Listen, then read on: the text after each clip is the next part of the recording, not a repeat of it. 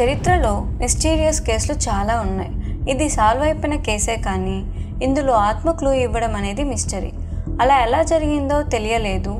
Case పూర్వాపరాల్ని పరిశీలిస్తే ఇది 1977లో జరిగింది. అమెరికా చికాగోలోని ఇలినాయిస్లో తెరేసితా బసా అనే మహిళను ఎవరో తను ఉంటున్న అపార్ట్మెంట్లోనే రేప్ చేసి చంపేసి కాల్చేశారు. తన బెడ్ పైనే ఆమె నగ్నంగా కాలిబూడిదైపోయింది. చనిపోయిన సమయంలో ఆమె ఒంటిపై ఒక దుప్పటి కప్పి ఉంది. ఆ దుప్పటి కూడా పూర్తిగా కాలిపోయింది. ఆమె రొమ్ములో ఒక కత్తి గుచ్చి ఉంది. ఆ తరువాత గమనిస్తే ఓ కొత్త విషయం తెలిసింది. ఆమె బీరువాలో దాచుకున్న నగలు లేవు. అందువల్ల ఇది దోపిడీ దొంగల పని అని పోలీసులు భావించారు. ఆమె ఇంట్లోకి రహస్యంగా ప్రవేశించి దోపిడీ దొంగలు ఆమెను రేప్ చేసి చంపి తగలబెట్టి తరువాత నగలతో పారిపోయారని భావించారు. క్రైమ్ సీన్ చూస్తే అలానే ఉంది. మరైతే ఆ దోపిడీ దొంగలు ఎక్కడున్నారు? ఎలాంటి వాళ్ళు? ఆమె దగ్గర నగలు ఉన్నట్లు వాళ్ళకు ఎలా తెలుసు? ఇలాంటి ప్రశ్నలు తెరపైకొచ్చాయి. పోలీసులు వీటికి ఆన్సర్ కనుక్కోలేకపోయారు. దాంతో ఈ కేసు మిస్టరీగా మారింది. ఆమెను చంపింది ఎవరో తెలియలేదు. నగలు దొరకలేదు. ఈ హత్య కేసును సీరియస్గా తీసుకున్న పోలీసులు అసలు ఆమె ఎవరన్నది దర్యాప్తు చేశారు. ఆమె 1929లో ఫిలిప్పైన్స్లో పుట్టినట్లు తెలుసుకున్నారు. ఆమె 1960లో అమెరికాకి వెళ్ళింది. అక్కడ సంగీతం నేర్చుకుంది. ఆ తరువాత ఇలినాయిస్లోని ఎడ్వాటర్ హాస్పిటల్లో రెస్పిరేటరీ థెరపిస్ట్గా చేరింది. రోజు ఆసుపత్రికి వెళ్ళడం, తన పని తాను చేసుకోవడం, తిరిగి అపార్ట్మెంట్లోకి తన ఫ్లాట్లో వెళ్ళడం, ఇది ఆమె రొటీన్ లైఫ్. 1977 ఫిబ్రవరి 21 రాత్రి 9 గంటల సమయంలో ఎవరో ఫైర్ డిపార్ట్మెంట్కి కాల్ చేశారు. అపార్ట్మెంట్లోని ఓ ఫ్లాట్లో మంటలు వస్తున్నాయని చెప్పారు. తమకు కాల్ రాగానే ఫైర్ డిపార్ట్మెంట్ వేగంగా స్పందించింది. అపార్ట్మెంట్లో మంటల్ని త్వరగానే ఆర్పేసింది. ఆ సమయంలోనే పోలీసులు కూడా అక్కడికి ఎంట్రీ ఇచ్చారు. మంటలు ఆర్పేశాక ఫైర్ సిబ్బంది ఆ ఇంట్లోకి వెళ్ళి చూసి షాక్ అయ్యారు. అక్కడి బెడ్రూమ్లో బసా నగ్నంగా చనిపోయి కాలిపోయి ఉంది. ఆమెపై కప్పినట్లుగా ఉన్న దుప్పటి కూడా కాలిపోయి ఉంది. అగ్ని ప్రమాదం వల్ల ఆమె చనిపోయింది అనుకుందామంటే ఆమె చెస్ట్లో కత్తి గుచ్చి ఉండడంతో ఇది హత్య అని తేలింది. ఆమెను ఎవరో రేప్ చేసి హత్య చేశారని పోలీసులు భావించారు. అక్కడ మంటల వల్ల ఎలాంటి ఆధారాలు లేకుండా పోయాయి. ఆధారాలు లేకపోవడంతో ఈ కేసు దర్యాప్తు ముందుకు సాగలేదు. అక్కడి పోలీసులు చుట్టుపక్కల వాళ్ళను అడగటం, తమకు తోచిన విధంగా దర్యాప్తు చేయటం వంటివి సాగించారు. బసాతో ఇది వరకు గొడవ పడిన ఆమె బాయ్ ఫ్రెండ్ని కూడా ప్రశ్నించారు. అయినా ఫలితం లేకపోయింది. ఇక లాభం లేదని ఈ కేసును డిటెక్టివ్కి అప్పగించారు. ఆ డిటెక్టివ్ చాలా తెలివైనవాడు. అతను ఆమె మెమోని కనిపెట్టాడు. దానిపై gate theatre tickets for AS అని ఉంది. అతను అదే అసలైన క్లూ అనుకున్నాడు. ఆ ఏఎస్ ఎవరో నాకు తెలియాలి అనుకుంటూ తెగ వెతికాడు. ఆ దిశగా పోలీసులతో కూడా చాలా దర్యాప్తు చేయించాడు. ఏం చేసినా ఫలితం లేకుండా పోయింది. Case file అట్టకెక్కింది. బసా చనిపోయిన 5 నెలల తర్వాత ఈ కేసు కీలక మలుపు తిరిగింది. అదేంటో తెలియాలంటే ముందు మనకు రెమీ చూవా గురించి తెలియాలి. ఆమె బసాకి స్నేహితురాలు, ఆసుపత్రిలో కోవర్కర్. రెమీ భర్త పేరు జాయ్. ఓ రోజు రెమీ తన భర్తతో ఆశ్చర్యకర విషయం చెప్పింది.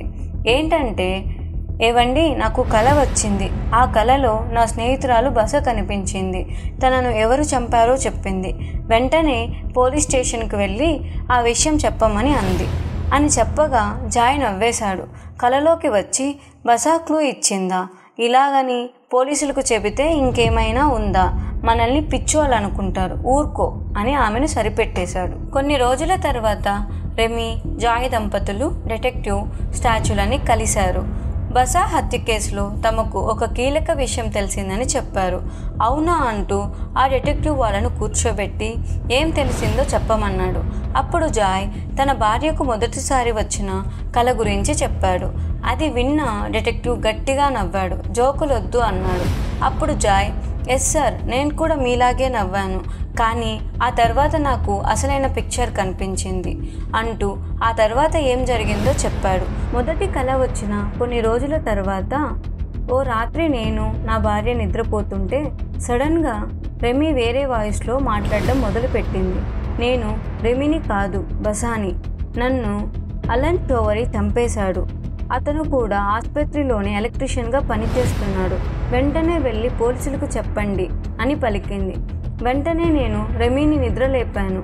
అలా ఎందుకు అన్నావని అడిగితే తనకు ఏమీ గుర్తులేదని చెప్పింది. అందువల్ల నేను పోలీస్ స్టేషన్కి వెళ్ళాలని అనుకోలేదు అని చెప్పడంతో డిటెక్టివ్ చాలా ఆశ్చర్యంగా చూడసాగాడు. జాయ్ ఆ తర్వాత ఏం జరిగిందో డిటెక్టివ్కి వివరించాడు. సార్, నేను పోలీస్ స్టేషన్కి వెళ్ళలేదు కదా. దాంతో మరో రోజున మళ్ళీ రెమీ వాయిస్ మారింది. జాయ్, నీకు చెప్పాను కదా, నువ్వెందుకు పోలీస్ స్టేషన్కి వెళ్ళలేదు అని అడిగింది. నా దగ్గర ఆధారాలు లేవు. పోలీసుల దగ్గరకు వెళ్తే ఆధారాలు అడుగుతారు. నేనేం చెయ్యను అని ఆ వాయిస్తో చెప్పాను. వెంటనే ఆ వాయిస్ ఇలా అంది. అతను నన్ను చంపేశాక నా నగలు ఎత్తుకుపోయాడు. వాటిని తన గర్ల్ ఫ్రెండ్కి ఇచ్చాడు అని ఆ వాయిస్ చెప్పింది అని డిటెక్టివ్ జాయ్ తెలిపాడు. ఇదంతా విన్న డిటెక్టివ్, సరే మీరు వెళ్ళండి, నేను చూసుకుంటానని వాళ్ళను పంపేశాడు.